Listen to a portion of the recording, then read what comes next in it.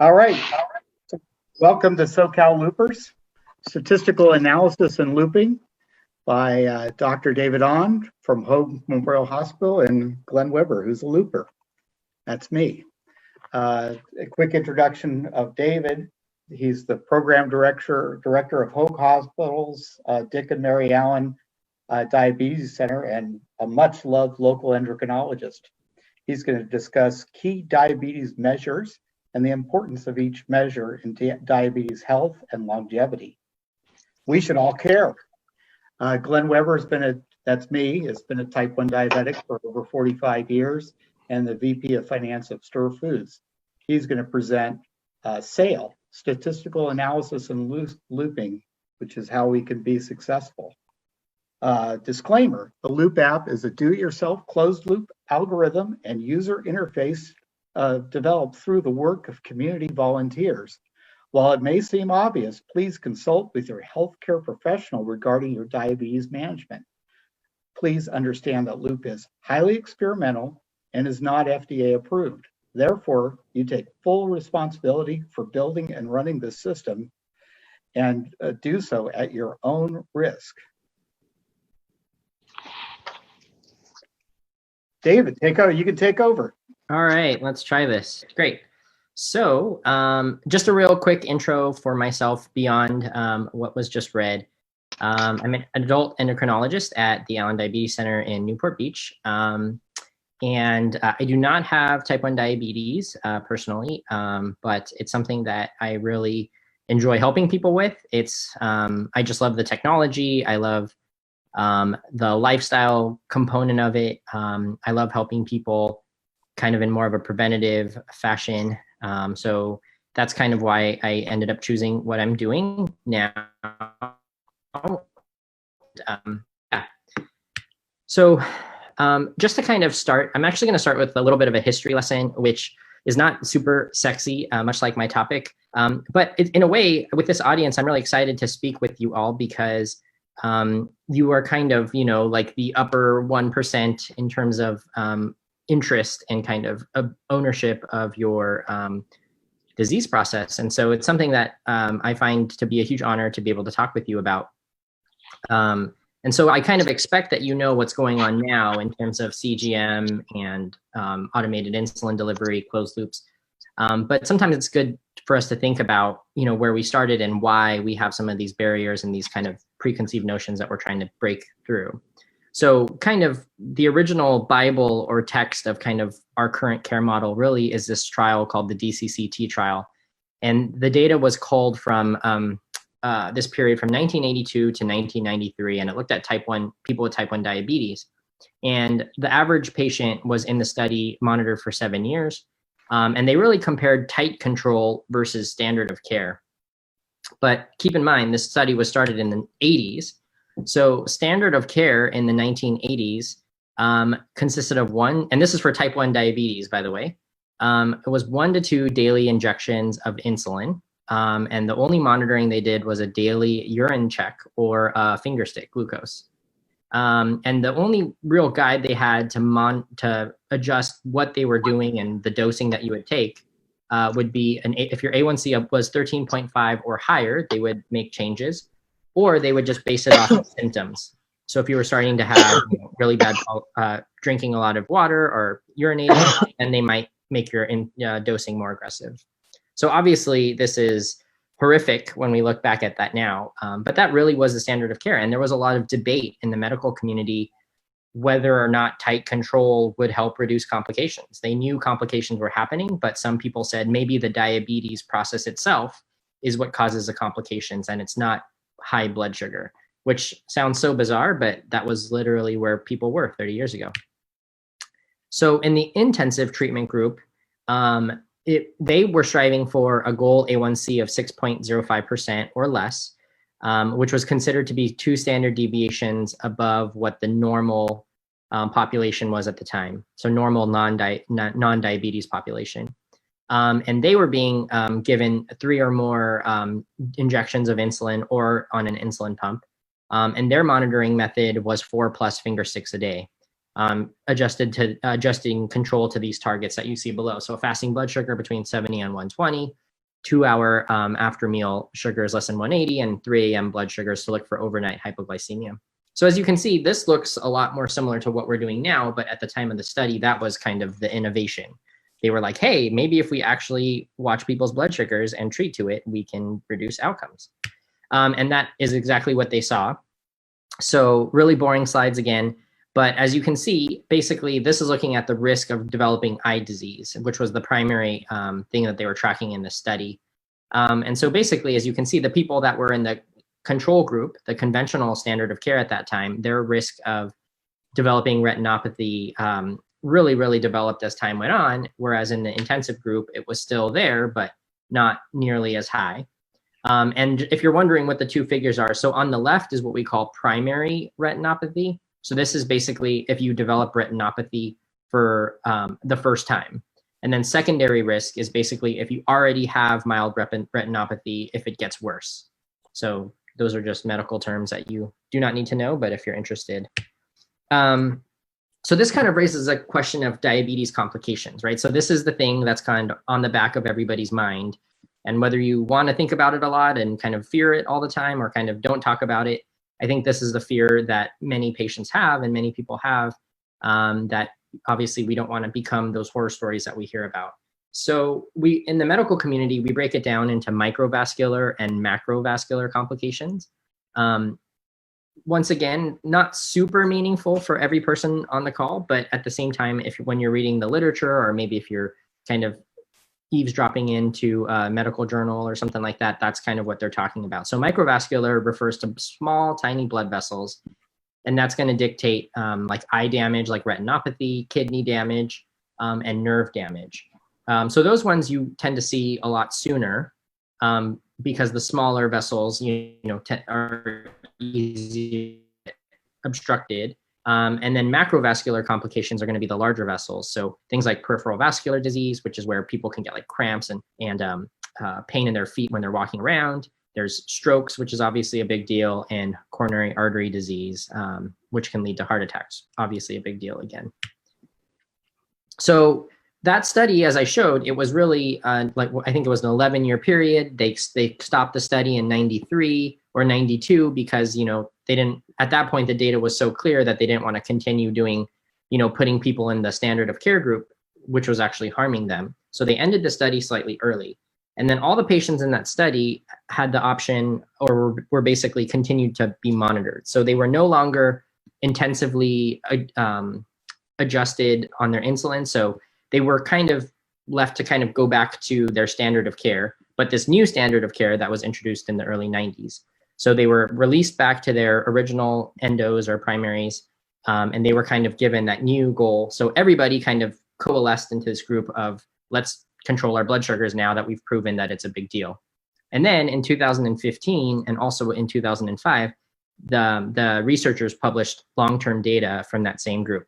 And there was a pretty good retention of all the study candidates. So about 88% of the original group is still published is still being followed. And that's about 95% of survivors. And like I said, really the only thing they're doing is screening for complications. They're not monitoring and grossly or very specifically controlling how they're dosing their insulin. So you can kind of visualize that really long series of words I just said into this graph right here, which is the first 10 years was basically the study taking place. And as you can see, the average conventional standard of care group, their mean A1C was 9.1%. And in the aggressive intensive treatment arm, their mean A1C was 7.2%.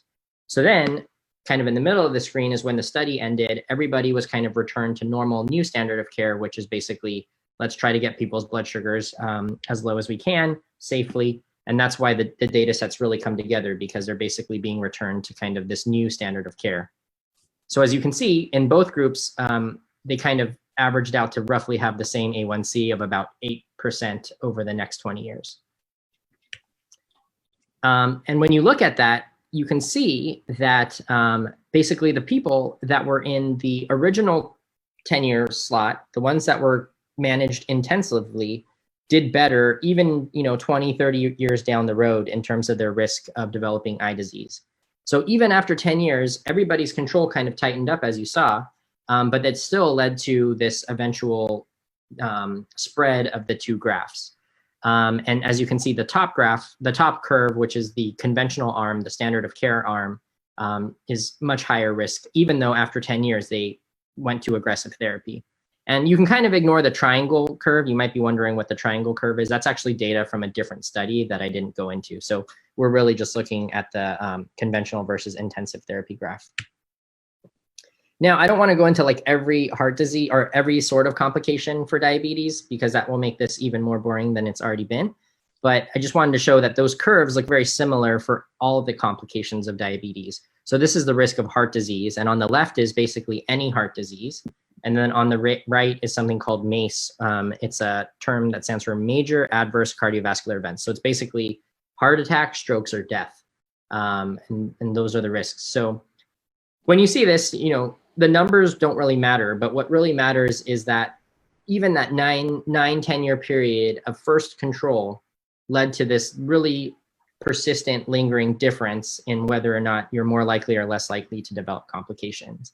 And that term is something that people have used the word metabolic memory to refer to. And it's a really simple concept, but it basically means the better your control and the sooner it is, that's going to be better for you long term. And in a way, I try to use this as motivation when I'm talking to patients to say, hey, you know, you're 20 right now, and what you do now might not seem like it matters, right? Because 20-year-olds don't really think about what's going to happen 40 years down the line. But the reality is those decisions do make a huge difference. Similarly, I try not to get too discouraging, right? Because someone might be like, well, I've had type 1 diabetes for 20 years and my control hasn't been very good. But the reality is even adding in, like, that differentiation happens fast and then it kind of lingers. So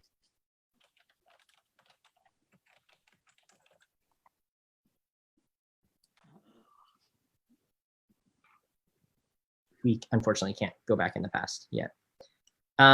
So long story short, that study is kind of the landmark study for why we try to shoot for aggressive blood sugar control. And one thing I wanted to throw in on a side note, because sometimes on like random Facebook groups, you find people that start to get really pessimistic and kind of anti-doctor about like A1c goals and what our true targets should be. I do kind of like to throw up this slide. And basically this shows the risk of eye disease. DR is diabetic retinopathy. So eye complications graphed out relative to mean hemoglobin A1c. And this is during that same trial. So as you can see, the reason why the scientific community often talks about an A1c goal of 7 or 6.5 in some institutions is because that's really where the risk starts to increase aggressively. And, you know, I'll run into some patients or people that are saying, you know, doctors, you know, they're trying to get you to develop all these diseases, and the pharmaceutical companies don't want this to, you know, they don't want us to fix these problems. So we really need everybody's A1c to be 5.6 or less or something like that. And it is true. And sometimes, you know, they'll throw these stats out that, you know, do you know an A1c of 7 leads to, you know, a 60% increased risk of complications relative to an A1c of 6. And I just made that example number up. That's not a hard thing. But the reason why, so that statement, it might be true in the sense that it is true that, you know, if you look at this graph between the number 6 and 7, there is an increased risk of retinopathy. But the reality is it really hits that inflection point at 7 to 8. So lower control is better, and nobody is trying to tell you that that's not the case. But it's really at about an A1c of 7, somewhere between 7 and 8, where that risk really starts to skyrocket. And for the mainstream population, that's kind of where we target. But obviously for really motivated, really on top of it patients, like many of you on this call, as long as you can shoot for a lower A1c safely, there's no harm in and of itself. So yeah, A1c got popularized in the 90s and 2000s as the test got better, as more standards came out to kind of accept A1c as the mainstream. And, you know, as much as we kind of like to rail on A1c these days, keep in mind that before that, really all we had was blood glucose testing and urine strips, right? So A1c did a lot for us during the time period that it really developed. And you know, it goes without saying that an A1c is going to be much better than a single finger stick at capturing chronic, like, high blood sugars over time. The data really correlates cleanly with the risk of complications, which is kind of what I just showed you guys. And also the A1C doesn't require patients to be fasting. So it's a great test for what it does. All right, so, but however, unfortunately, there's a lot of disadvantages to A1C. So first off, hemoglobin A1C measures glycation of a red blood cell. And without getting too much into the science, that's not necessarily the same thing as high blood sugar. So in the end, you obviously want a test that monitors the literal problem with diabetes, which is high sugar, not glycation.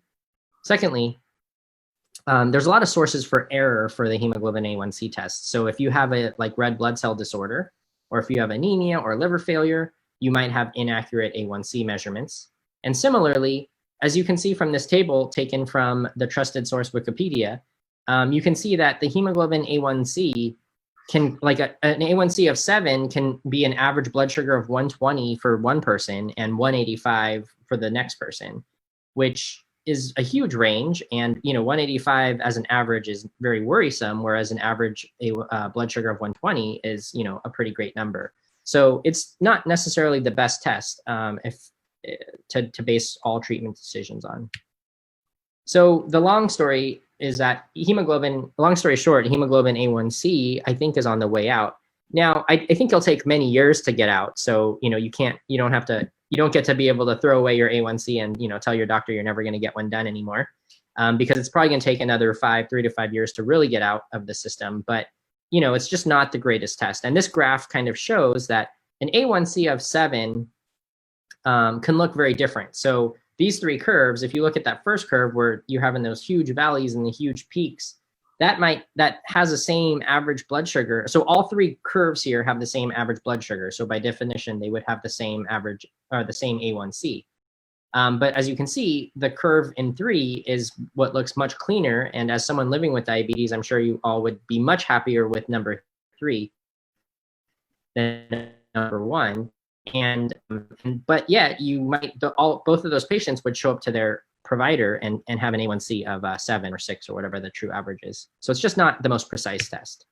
And so what then is the new thing? And really what's really gaining steam is time in range.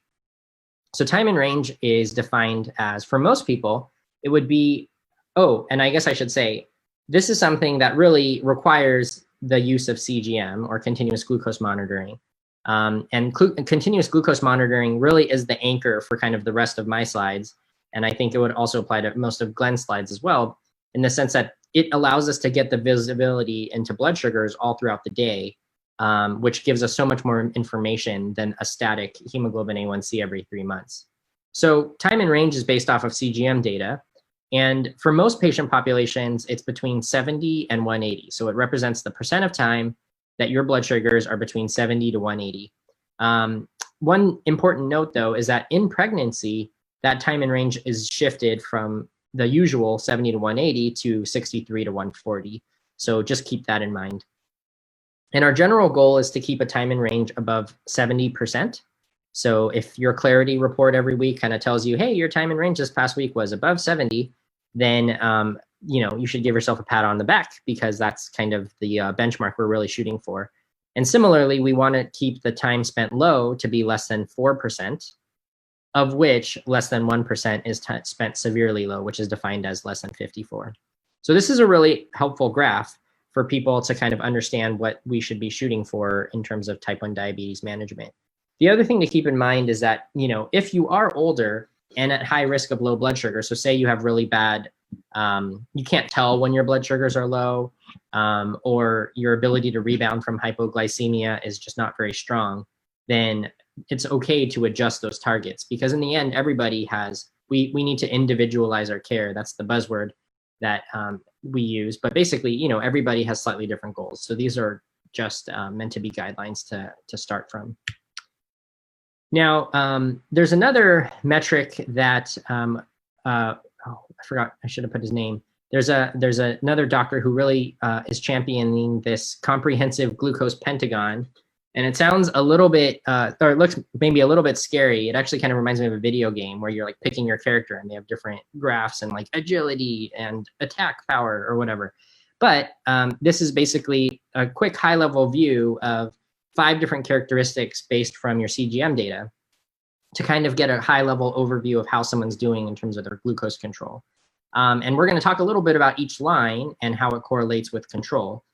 So the first is going to be your mean sensor glucose, which is the average blood sugar. And I think that goes without saying because it's fairly self-explanatory. And it's probably what your eyes are drawn to first, right? You want that fasting or that average sugar of 110 or 120 or 100. The second number is glucose variability, which I'll go into later. The third is the severity of hypoglycemia. And the fourth is the severity of hyperglycemia. And the fifth is time out of range, which is basically just 100% minus time in range. And the reason why they use time out of range is because on this graph, they're trying to go for less being better. So it just correlates better to the graph. Now, the benefits of this pentagram system is that since it's only using CGM data, it doesn't rely on a blood draw, right? So you don't have to have an A1C, you don't have to go to Quest and all the people testing for COVID next to you who are coughing out their lungs. So you can just get it off your CGM data, and then you can also it provides a quick overview for your doctor to say, oh, these are different ways where you might be struggling. And it provides a little bit of granularity in terms of, oh, wow, you're really worried, you're really struggling with severe hypoglycemia, or you're really struggling with really wide variability in your blood sugar. So it allows kind of a more precise way to approach your management. Now, for the coefficient of variability, didn't think you'd be getting a math lesson here, unfortunately. But this is often referred to as glycemic or glucose variability. So CV or GV is how it's commonly referred to.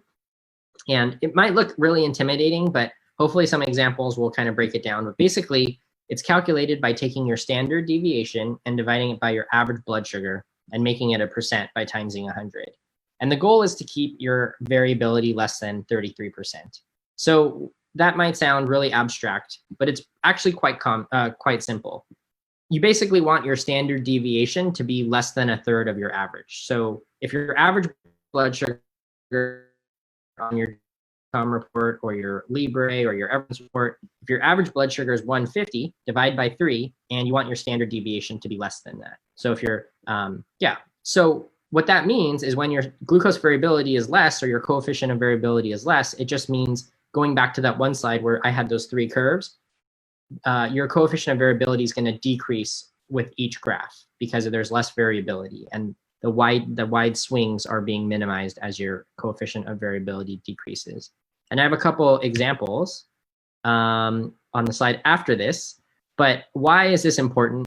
The first main reason is that a lot of people in the scientific community believe that the complications, what actually causes complications isn't necessarily just high blood sugar, but more so the variability in your blood sugars. So it might be the case that an average, like if your blood sugar was a horizontal line of 170, you might actually have a less risk of complications than if your blood sugar is bouncing around between 50 and 200 all the time, even though your average is going to be less than that. So, this variability could really be the mechanism for which complications occur. Secondly, and this is kind of what matters more to you all, I'm sure, is that that you feel much worse when your blood sugars are yo-yoing all throughout the day versus when you're kind of doing this tight control roller coaster. So, you don't want like the Magic Mountain roller coaster. You want the kiddie ride roller coaster. Now, so this is taken from Diatribe and Adam Brown, who many of you might know, and he's with Tidepool now, speaking of Loop. And so basically he shared these 3 graphs as kind of an example of where your average blood sugar can be very similar with different, very different coefficients of variation. So this is the most extreme example where his average is a pretty nice solid 123. His time in range is 55%, not the greatest. His coefficient of variation is 41%, once again, above the 33 that we would be shooting for. So, it doesn't take the numbers to look at it and be like, yeah, that looks like kind of a rough day. Now, second is something kind of the next step better. His average is still the same. I think it's actually 2 points higher, but his time in range is now about 70%, right on the threshold where we want to be. His coefficient of variation is 29%, which is good as well. And it's definitely looking a lot better. I mean, I would take a day like this most of the days. But this is kind of like his, he's just bragging at this point. where his average blood sugar is 107, his time in range is 100%. Wow, that's pretty impressive. And his coefficient of variation is 14%. So I would imagine, I would bet good money that he's looping on this one for sure, because I know he loops. So anyways, so to finish out the talk, hypoglycemia, there technically are 3 levels of hypoglycemia. No one really talks about it like this unless you're a robot, but just to kind of show these thresholds. And in general, between you and your doctor, you probably think about like mild hypoglycemia, which would be like 55 to 75, and then kind of severe hypoglycemia, which is less than 54. But technically, level 3 isn't tied to a number. It's kind of just tied to something bad happening. And so, many of you, I'm sure, have had at least minor events like this where you're not thinking as clearly, or you need someone's help, or your spouse or loved one finds you and needs to help you out. So I don't need to hammer home the importance or the fear of hypoglycemia. And it's important to highlight that, children and the elderly are higher risk populations, which is why in general, in those populations, we tend to be more comfortable with higher blood sugars, slightly higher blood sugars, because we worry about the risk of low blood sugar because, they might not be as quick to be able to recognize or communicate their symptoms. Also the body's innate ability to rebound from low blood sugar is not as robust in those populations. So speaking of low blood sugar, I did want to take this time to call out some news that you may or may not be aware of. So in the past year, so basically, I think they both got approved in the fall of 2019, new glucagon options. And so, you might have heard Joanne and I talking about this on the beginning of the call, but glucagon is one of those we all kind of heard of, and like maybe your doctor was good enough to prescribe it, or maybe you filled it the first 2 times and you never used it. But it's this thing that historically has been, it's like we get scared thinking about it. You might even start to get like sweaty and hypo feeling just thinking about it. But it's one of those things that even though many of you, or hopefully all of you, have never really used, it's important to have in that rare instance when you need it. And interesting story. So about 2 or 3 years ago, before I came to Orange County, I was at UCLA as a physician, and we had a patient who was low in the office. It was my patient. We were, giving him tons of graham crackers and juice. 20, 30 minutes later, his blood sugars were still like in the 40s. He was getting sick of, he was thinking clearly, praise the Lord, but he, was getting sick of the graham crackers and the juice. So finally, I made the decision. I was like, okay, we're gonna do glucagon on this guy, and then we went back to look at the kit, and none of us knew how to use it. And we were like endos at UCLA, and to be fair, I won't say who none of us is. I don't want to throw people under the bus. But we were looking at it and we're like, oh my gosh, what are we gonna do? And so we had to figure out how to use it before we gave it to the patient. And I think that situation is probably not much different than what you all fear, because the kit, you guys probably have it. It's like this, the old school ones are like this little red kit, and you kind of have to mix you have to mix it. I always joke around with my patients that it's like those bomb building scenes in the movies where you have to like mix the powder and the liquid. And so overall, it was just a horrible experience. But thankfully in the fall, there are now 2 types that should make things a lot easier. So there's one brand called Gvoke, and they have 2 versions. They have a pre-filled syringe, that's what that PFS is. And that's the picture in the lower part of the picture. So it's a pre-filled syringe. So you don't have to do any mixing. You just pull off the cap and you inject. And the second is called the Gvoke HypoPen. And basically think of it like a EpiPen for low blood sugar. So it's really simple. You just press the button, push it against the patient. And that's coming out in July 1st. So basically now. So both of those options are virtually on the market, which are pretty exciting. One side note I'll throw out, just because I know many of you are comfortable in the off-label world. Gvoke, the pre-filled syringe, there is potential to microdose and take really small doses of glucagon to help bring up blood sugar, which is an interesting world. And that is also the kind of predecessor for potentially dual hormone artificial insulin pumps like Beta Bionics iLet. So just proof that glucagon really has come a long way. And then secondly, Baqsimi is an inhaled, or sorry, not an inhaled, I keep on saying that. It's a nasal spray. And you can see the picture. Basically, you put it in your nostril and you spray. So some people might like that modality. Some people might like the concreteness of kind of seeing the injection go in. But both of those options are available. And the Gvoke is stable at room temperature for 2 years. And the Baqsimi is stable, I think, for slightly less than that. Don't quote me on it, but I think it's either a year or a year and a half. But they both don't need to be put in the fridge. So, 2 years for the Gvoke that's not too unreasonable. But yeah, and it's pretty well covered by insurance because, a bad hypoglycemic event is much worse. I have a question for you, David, because it's an injectable, and I've spoken to Cami about this. Are you thinking people are more likely to use an injectable as opposed to a nasal spray? Yeah, that's a good question. Sometimes I like to lay both options out to my patients to see what they pick. I think it's tough. I think it's kind of not fair sometimes, though, when I do that, because I think your first instinct is to think, oh, nasal, that sounds so much easier. But I think sometimes you really have to visualize like what that moment is going to look like. And in my opinion, and I would say at least most of my patients or some of my patients, I think like that physical like action of like injecting someone, I think is a little bit more reassuring than the nasal spray, but it's close. I mean, like I said, the argument for Baqsimi is that, I have a couple patients who are in college, and I think it's easier to kind of tell your roommate like, hey, if you find me passed out, put this thing in my nose and spray it, rather than trying to get them all stressed out about the potential for having to inject you. I don't know. It's tough. I'm curious to see what you guys all think.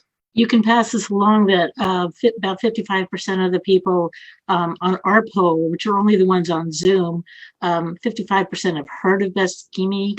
Yep. Baqsimi, 44% have that at home. Oh. A much smaller percent have Gvoke, and nobody seems to have that yet. I think it's terribly new on the market. Don't know. Yeah, and Baqsimi is made by Lilly, as you all know, so they have a good marketing department and kind of those channels. Whereas Gvoke is a startup, so they don't have as many reps in everybody's office. So, but yeah, they're both. It's good to have two options, or it's good to have one option, let alone two options. Yeah. And anyway, so that wraps up my part. So this is my Instagram and Twitter handle. That's my email. If you'd like to see me as a provider, although Loop seems to make those visit frequencies much less, that's my office number, and I'd be happy to see you as a patient. Thank you so much. Honestly, this has been excellent. Great overview. Cool. And I admit I don't have access to a clock, so hopefully I didn't go too far over 20. You did. It was perfect. So today the admins of SoCal Loopers that are on are Joanne, wave Joanne, and Kenny, wave Kenny. Say something, Kenny, so your video pops and is big for the people that want to see it. I'm right here. Hello. And then Sarah. Yeah, wave Sarah. Hi. Say hi. All right. Just a real brief background for me. And unfortunately, I had internet connection issues while Dr. Ahn was speaking, so I missed most of it. But I have a feeling that our presentations are going to be very complementary to each other based on the couple of charts I saw. So my background, I was diagnosed in 1975 with type 1 diabetes at the age of 15.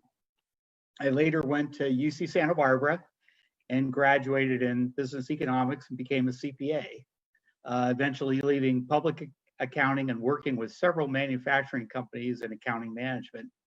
I acquired my first insulin pump in 1977 and started using CGM periodically with that horrible General Enlight sensor, but have been using CGM off and on since 2006. My historical diabetes assessment was not so great in early years.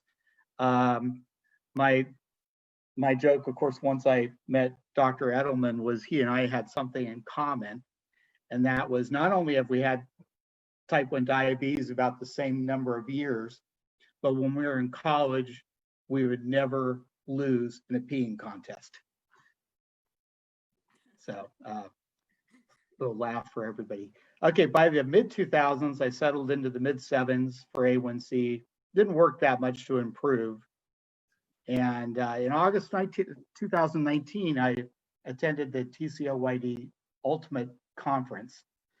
Heard Katie Simone talk about Loop. Also heard another one of the TCOYD speakers talk about this CGM, TIR, and CV percentage. In September, just a couple weeks after the conference, I started looping and never turned back. Early in my time, I figured out techniques that I use every day at work could actually be also help in looping. One of the big premises of most of these continuous improvement philosophies is that you actually do better with multiple small improvements versus like a big monumental improvement. So a lot of these manufacturing methods were actually meant to reduce capital investment and things like that. So you know, an interesting process. But the continuous improvement process, you know, abbreviated as CIP or CI, is an ongoing effort to improve product, services, or processes. These efforts can seek incremental improvement over time or a breakthrough improvement all at once. Delivery processes are constantly evaluated and improved in the light of their efficiency, effectiveness, and flexibility. One of the common acronyms used to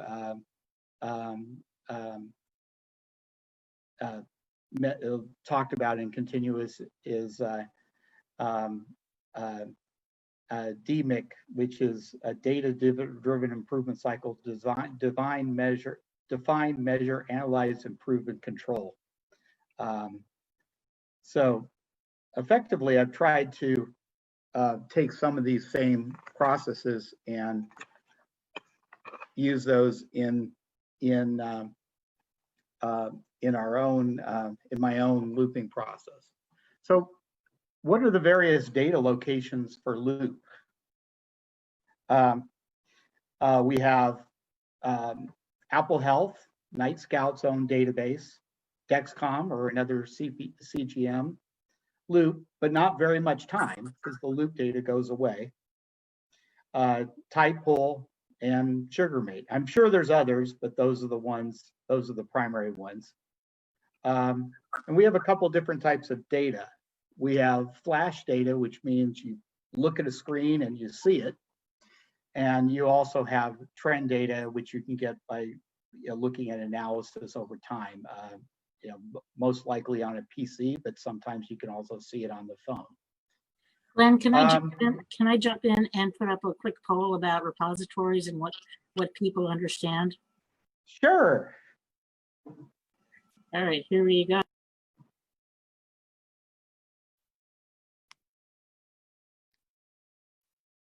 All right. So ways loopers can read data. They can read it in Apple Health. It's not very easy. They can read it in the Loop app, but you can't see it very long. You can see it in Night Scout, which is actually pretty good. And I'm including, you know, Night Scout and a couple of Night Scout front ends like Night Scout Reporter, Loop Follow, Night Guard in that category. Tidepool is pretty good. You can only see it on a PC. Sugarmate's pretty good. It's there's some, you know, some data that's available in spreadsheet form, but most of it is flash data on the phone. Clarity, also some people with diabetes journal. So journaling, I think, is also a good way to look at data for those that journal. I actually journal a little bit inside of Tidepool. So my own journey in diabetes, and of course I said Pentagon instead of pentagram. So initial goals, I set initial goals of like yeah, I tried to follow the standard 70 to 180.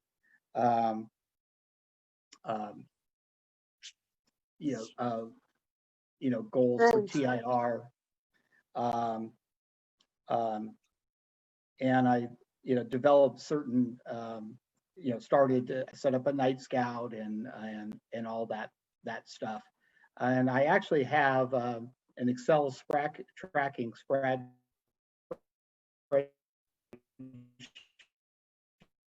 that I use to track now. So let's see if I can figure out how to do this easily. I'm going to jump in and throw in another poll for you. Okay, throw in another poll while I'm.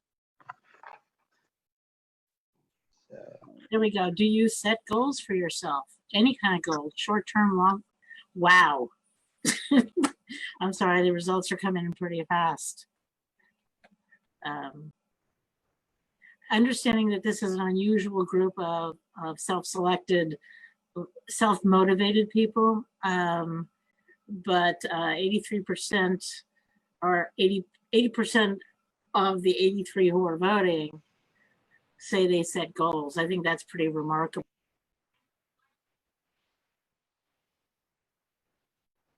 You can take a look at that and just see. Good job, everybody. They're here to talk about statistics, so, Sort of like a history of my diabetes for like the last year and 3 months. And I have been looping about 10 months, almost exactly 10 months. I have some spotty amounts of data before looping because I didn't wear the CGM that often. But you can see that before I started looping, I was getting TIRs of around 60, 63, 75, 66, 71%. I was getting some super highs, like at 5% here in that one. I was getting 32% high. I was getting actually not too bad on the lows. Almost instantly in looping, I actually got to 85% TIR in my first week of looping with a CV of 36% and an average blood glucose of 126. Now, part of the reason I'll actually talk about this in a second, but part of the reason I actually focus on average glucose and CV percent in my stats is because of in the glucose pentagram, I find, and I'm gonna suggest that all of you actually run this, that you run Night Scout Reporter and actually run the pentagram in Night Scout Reporter. It's the easiest way to run it. Glenn, that's up on SoCal Loopers, the link to it, isn't it? There is a link to it. The one thing that's a little tough about using it is that in your Night Scout settings, you need to add another parameter called CORS along with your whole list of looping parameters. And CORS allows outside applications to go against your Night Scout database. So if that's not well explained in that old post, I'll maybe. Kenny just posted that in chat, where to go in Night Scout on the line as enable. And I know Mark, Kenny, or I could probably all three handle that. So because of that, I actually concentrate on CV and average glucose because the other stats are really not too far out of the range. And if I have a chance, I'll show that slide in a second. But I wanted to also show some of the things that I've done during loop that actually helped me improve my stats. And the other thing I wanted to point out is I did pop my A1Cs in there. I have 4 A1Cs in the same period that I probably have 10,000 blood sugar readings. So that's clearly one of the advantages to CGM is the bountiful data of the CGM versus the slightly less than bountiful data from A1Cs. So in November, I changed to the development branch to get to the new carb model. And I saw actually a almost instant time and range improvement and CV improvement from that. In mid-December, I changed to the Ivan free APS branch.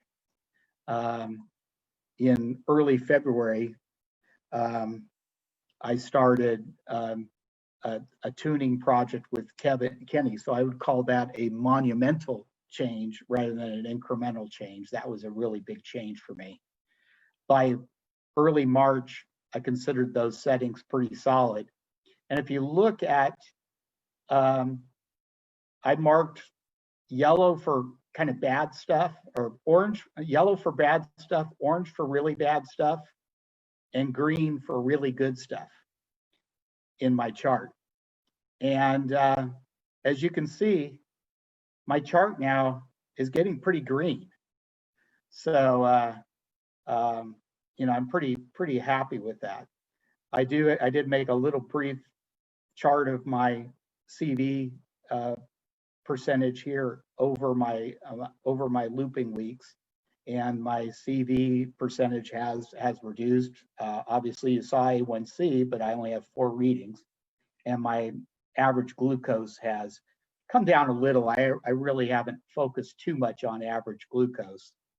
My lows are still jumping around, and that's probably going to be one of my big focus areas in looping. Also, so let me flip back to the other slide here. Hey, Glenn. Glenn, yes. There's a question, and I think it's valid at this point, depending on how you want to answer it. Can you talk more about the tuning that you went through with Kenny, and what data and viewers you used to look at the data? Sure. And I actually was going to talk about that a little bit, but let me just bring this up. But I'll talk about the steps we did. The first step we did was a basal reduction of excess basal. I'm not displaying too many data. So Glenn, while that's loading, where did you get all the data you used to populate your spreadsheet? Were you getting it from a couple of the reports here at Night Scout, or were you using it? I actually got it. Else? I got it all from Tidepool. I like the Tidepool because it flips the screens a little faster. And one of the things we really focused with Kenny is, I don't know if you can see where my cursor is, but where I had negative IOB and falling blood glucose. By it looks there's a big or negative IOB and rising blood glucose, so be in suspend. And I think actually by here we actually had most of it fixed. Yeah, I think we were. You just have a couple of small ones pretty quickly. Yeah, but yeah, wherever you see that blue line, that's the insulin on board calculation from Loop. Go below the graph. That means your insulin on board is negative, and that should correspond, like we've talked about in a couple other videos, with a rise in blood sugar. Because if your basal is accurate, then if you have negative insulin on board, that means you have less insulin in your body than should be keeping you level. So you're like missing a little bit. So that should correspond to a rise in blood sugar. And if that's not the case, even flat for a long time with negative isn't always ideal. Then your basal's too strong, at least according to how Loop displays the data, which I find to be pretty accurate. Loop does a good job tracking that information. Glenn, want to get you back. Okay, so now I'm actually gonna share my glucose pentagon.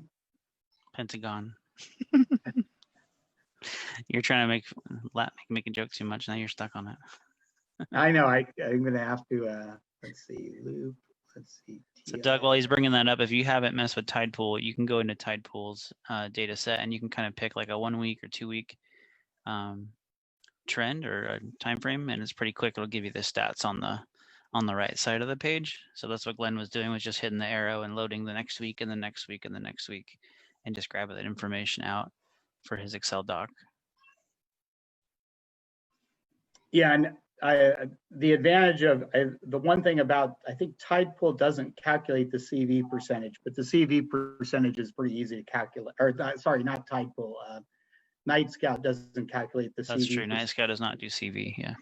But the CV is easy to calculate because it's just standard deviation divided by average blood glucose. One of the things I wanted to talk about was it actually works for others, and I actually use it a little bit in mentoring. One of the things I've mentored several people now, and 2 of them have let me use their data by permission. So I'm going to call them person 1 and person 2. But in the first mentoring example, I had somebody that was interested in going on the autobolus branch, and she was already an extremely diligent looper using FIASP and Afrezza, and had a line that was just about as flat as a ruler on her typical day. So I'm extremely jealous. She was low carb. She is low carb, and we actually, and she actually installed the autobolus branch, and actually immediately brought her CV out about 3 or 4%, which is pretty big. She actually took it down, I believe, from I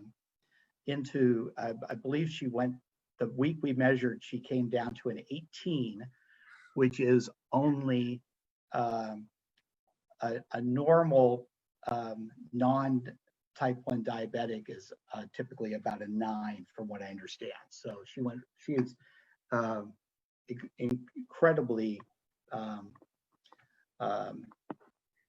good. The second example where we used incremental improvement ideas in looping was for a mentee number 2, who is an avid hiker in where she lives, and she was interested in developing a protocol to help her get through her hikes better, and she actually used these data techniques, did some journaling, and ultimately decided on hiking with a watered down solution of apple juice to sort of, she calls it her insulin drip. And she now has unbelievable blood sugars while she's hiking. So that's mentee number 2. So let me jump back to the main PowerPoint here. So another thing that I think it's important to talk about when analyzing data is also looking at goals and goal setting, and then also changing those goals over time. So like one of my if I were to look at my goals now, it's probably a good time to talk about goals. My goals at the beginning of the year were to have 30 straight days of 80% in range, to have a CV percentage under 30%, lows below 70 less than 2%, lows below 54 less than 1%. And I actually had another goal that I wanted to get a 100% 100 average glucose in one day. I never got that one, and ultimately I took that one away. I decided it was stupid. I don't know, maybe I thought it was stupid because I never got it. What are my new mid-year goals? Maintain my current average blood glucose. I target about a 115 average during the day. I'd like to get a slight improvement in my CV percent, but I think it's actually pretty good right now. I actually want to start tracking my activity data with my loop data so that I can see what days I've met my 10,000 steps and done my 30 minutes of exercise and things like that. Will you do that in Night Scout, Glenn? Or how will you track your exercise data?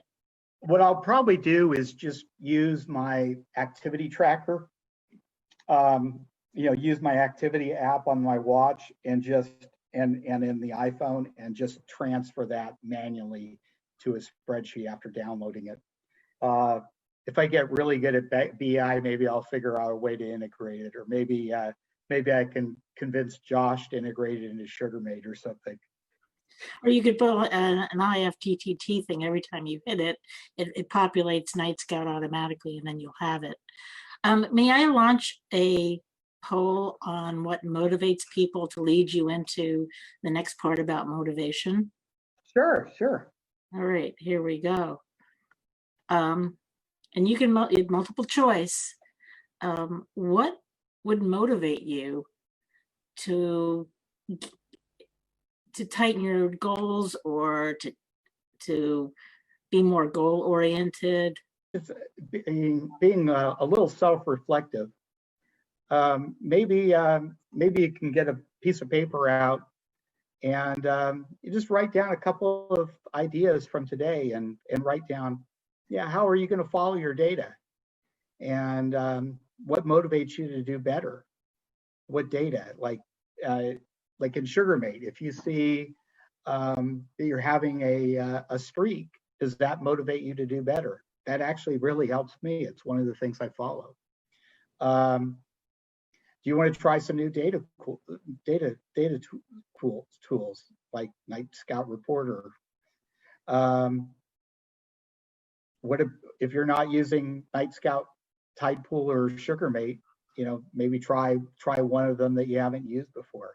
One of the things I actually love about Tidepool is the notes. I actually use the notes in Tidepool a lot because I can write those, while I'm, at a restaurant or something. I can write what food I ate real quick, and those go onto my chart faster than I think notes do in Night Scout.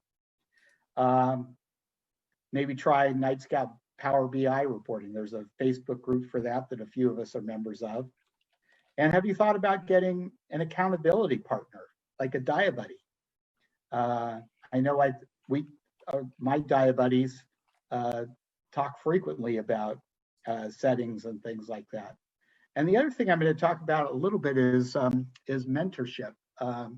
The big group loop has a mentorship program. I'm actually a mentor and have helped a number of people, and there are several other people in our SoCal loopers that are mentors. And I actually find that not only is it great to help somebody, it's really good to be helped. But I learn a lot when I mentor somebody, and I think I learn as much, I think, as the people that I mentor learn when I'm helping them out. So, think about those 5 thoughts, and we can move over to Q&A. If anybody is interested in developing a DiaBuddy little network, do you have any thoughts on that, Glenn? Well, hopefully we can get moving on that in our post-COVID days, or maybe we can start to get Zoom DiaBuddies. Joanne and I started the push for DiaBuddies a few months ago, about the same time as COVID started to do its little push, and unfortunately we got kind of quashed there. But I think it's time to bring it back, and maybe before everyone gets tired of Zoom, we can get Zoom DiaBuddies groups that are close enough to each other that people are willing to can meet live once the Zoom era has ended. And to be a mentor, do you have to be really, really good technically? I don't think you have to be really good. I mean, I find maybe 1 out of every 5 mentorship requests as an app build. I actually kind of like getting app build mentorship requests because they usually take like a day. And sometimes, the really long ones, like, helping a new looper out or something, they can take a long time. They can take, 30 days, especially if they haven't started yet.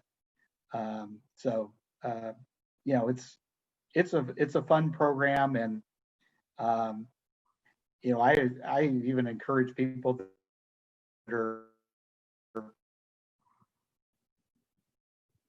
experts to try it out. Are a little in short supply, so I find it's better to pick a mentor on the loop group rather than wait for a mentor to pick you, because I never have time to look at the people that are looking for mentorship. Got it. We're getting some good feedback on both mentoring and also diabuddies. Maybe we can work a little bit with David Ahn at Hoag, understanding they're not going to be doing loop issues for reasons we already know, but to help even type 1s on closed loops that are maybe on Tandem or Medtronic to start develop their preparedness, their go bags, their personal medical resumes, and a little group that supports them. Maybe we can work with Hoag to do a little Zoom chat on how to develop that whole little readiness kit and support network. Just a thought. Yeah, I think that'd be great. I mean, I think the diabuddy concept and the go bag concept is really important. And, we do want to we would love to be the nexus for type 1 diabetes in Orange County. And I think those are all important parts of it for sure. We're ready to jump in anytime. I know you are. That's what I'd say. Joanne's always ready. Yeah. All right. How are the questions looking? I think you're hitting most of them. We're good. I think people just want to go on and be motivated. I think the biggest question I have for everybody is, what is your takeaway from this? And is there something that you've picked up today that makes you want to do something different or learn something different? And you don't have to answer in chat. You can just think about it later, put it up on SoCal Loopers. Someone just said motivation is based on positive results from all of the hard work put in. And I do want to say, having diabetes, type 1 diabetes, is hard work. And to do it, to stay as healthy as possible, is really hard work.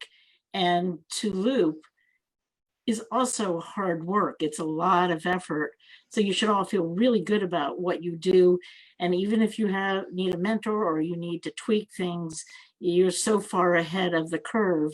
And you should just realize if you're feeling a little tired from it, just say, I've done well, and kind of give yourselves a pat on the back. So along those lines, in SoCal Loopers, there's an announcement post. That's actually Glenn posted it. He put all the list of kind of our table of contents of what we covered in some of the training videos that I helped lead, with links to those in the comments of that post. So go ahead and check for an announcement post by Glenn with a big long list of content in those videos. I think I can imagine it being frustrating where you have, and I've seen a lot of diabetes coaches do this out there in this space, where they're trying to help give you goals and things to shoot for, like stats and whatnot. But if you don't have an underlying understanding of basal and what it's for and what insulin on board is and how it can help you, it's not going to be super motivating if you don't really know what to do, other than, most people just revert to low carb, for example. So I think you can watch some of those videos. The third one is where I kind of try to take my stab at explaining basal and ISF, and then at the end of it, I kind of share my approach that Glenn talked about too. So try to take a look at that, because otherwise, if you're just shooting for better numbers, and sometimes the only thing people know how to do that is just to modify diet or add exercise, or then you're constantly watching your numbers and going for a walk every time you go high, which again is fine. But if that's your only way to get the numbers you're after, you're going to get frustrated after a little while. So see if that helps. Hopefully it will. Then you can do things like, yeah, eating lower carb and exercising can definitely be helpful. They're good tools in your toolbox. Don't throw them out. You need those. But just I hope that helps so you don't get super frustrated. It's interesting, Kenny. There's a question that I think both have the same answer on. Do you use Lupilizer? And I can't figure it out. I can't stand it. I mean, Yeah, I it doesn't know really help. Katie loves it, but I can't figure it out. So I like the day-to-day approach, like Yeah. Kenny likes. I actually really like to use Tidepool and flip the days too, because I think Tidepool is super fast for flipping the days. Just Obviously, it looking doesn't through tell them, you yeah. negative IOB, but That IOB man, would be a good it's tool. so good. Dr. Ahn, I have a question for you. Yeah, so What do you know why they pick 180, 70 to 180? Like how'd they come to that number? Do you happen to know like what that range is for? No, it's okay. 180. I don't know. I'm trying to think. Yeah, I'd have to look back. That's a No, good it's okay. question. Yeah. No, a lot of times patients ask me really good questions and I'm like, that is a fantastic question. I'm not sure why I had never looked into it. And I'll try to get back to you. I know don't there's know off like the a top. change like at Kaiser where we're at, they're sort of shifting to like kind of a 70 to 150 as the target. And there's some studies that I saw that kind of indicate that there's some, kidney damage and things can happen around 140-ish. But it's not sustained numbers, but just kind of curious how they come up with those ranges. Because to me, sometimes it feels like it's like we pick target numbers based on what you think someone can achieve, right? Just like I just got finished talking about. If you tell someone, oh, you got to shoot for a 120 average blood sugar and a A1c of 6 and a CV of 25 or something, but don't give them the tools or education to do it, then it can become frustrating. I find that, I don't know, for me, it kind of seems similar for a doctor like my daughter's endo says that they try to shoot for kids to have a standard deviation of less than 75 or something crazy. And I think that would be an insane number to live with day to day. But I guess if they don't know how to teach people to have a better standard deviation, then it would also be self-destructive for both the endo and the patients if they said, well, we got to shoot for 30. So like how Yeah. I'm always get curious how many of these targets are set because doctors don't feel like they can actually help people achieve those goals, so why bother setting the target? Right. Yeah, no, I understand. I think I understand your question. And it's challenging. I think, yeah, it's delicate to kind of tease into. So for, kind of going back to my rant a little bit about kind of lower blood sugar targets, Mhm. I think the truth is probably somewhere in the middle, right? In the sense that I think part of it, to be fair, you're kind of averaging out what is realistic, and what we determine to be realistic is, all kind of obviously arbitrary. But I think the challenge is it's like the people in this group and yourself. I mean, a lot of my loopers, their time in range is 80, 90, which is insane and stellar. But that, I think that's not the norm, right? So it's kind of hard to, I don't know, maybe the best thing I can say is it's like, thinking back to high school, there's like the C, like this arbitrary C category of like passing, but like, fulfilling Asian stereotypes. Like my parents obviously wanted me to be like A- or above, right? And so, it's kind of like the same thing in that I think there's kind of this passing goal that we make, which we try to make, based on science as much as we can, that, kind of like, just like an A1, but going back to that graph, like just like an A1c of 7 has more complications than an A1c of 6 on average, we kind of determined that 7 is kind of really where that risk is becoming too large or starting to accelerate too fast. And I would imagine it's something along those lines. I would hope it's not purely to, just to appease the ego of physicians or that we have low expectations of our patients. I don't think hopefully that's not the only thing. That'd be disappointing. Yeah, I don't know. I just guess. I'm sure it plays into it to some degree. Yeah, to some degree, I think practicality does play a role for sure. Yeah. Yeah. Well, I think we are an unusual self-selected group, and this disease is hard, and a lot of people come at it from different emotional backgrounds and issues. And so I've, maybe to make it a tolerable goal or something that could be attainable. And then once they're in that range, you can start to pull them into a little tighter range. We did hear a comment from Jessica, who David is very active on SoCal Loopers and lives in Israel. 180 is life in Hebrew. High is 18, which means life. So I doubt that's where it came from. But we just don't know. Cool. Yeah, I was wondering what that meant, but now I get it. That's cool. Yeah. David, thank you so much for taking time today. Really, really appreciate it. We learned a lot. Glenn, great. Does anybody have any closing comments? Glenn, Kenny, David? If not, just thank you, Dr. Ahn. That was great. That was cool. Good graphs, good things to look at. So I appreciate that. Thank you. I'm gonna have to go back and watch it because unfortunately I had connection problems and had to reconnect. No worries. So I'll have to go back and watch it. But I think we were complimentary. I believe so. And yeah, I mean, thank you for having me. Like I said at the outset, it really is an honor to be able to speak to you guys because I know, you're like the special forces of type 1 diabetes.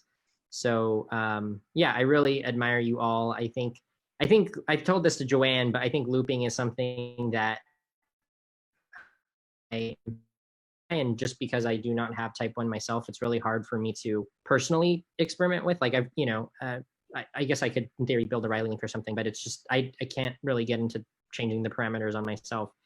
So I really appreciate all the support that you guys provide for the community. It's pretty impressive. Most providers would not be as sacrificial with their time. So you guys are real heroes, seriously. we feel the same way about you. Thank you, everyone. Hope you have the rest of the last few days of the weekend. Watch for another poll coming out tomorrow on SoCal Loopers. And next weekend is 4th of July weekend. Please be safe, be wise, be protected, and let's stay healthy. Thank you, everybody. Have a good evening. Bye-bye. Bye-bye. Thank you.